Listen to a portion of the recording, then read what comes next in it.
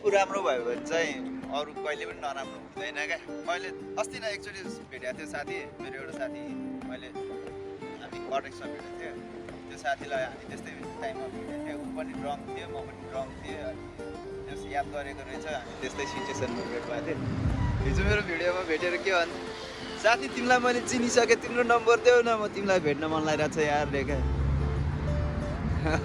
अनि ऊ चाहिँ उसलाई ऊ अहिले आइरहेको छ मलाई भेट्नलाई, म उसलाई भेट्नलाई कहाँनिर पनि होटेल स्ट्रेलियर के हो यो नाम पनि, नजमा भन्दा ट्याक्क पछाडिपट्टि क्या, त्यहाँनिर उसलाई भेट्न आएको।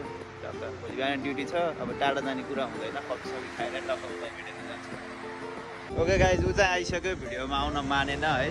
अनि त्यही हो, लास्टमा जाँदा जाँदै के भन्छु भने, फुलको आँखामा फुलै संसार काँडाको समथिङ लाइक द्याट, याद गर्नु होला है।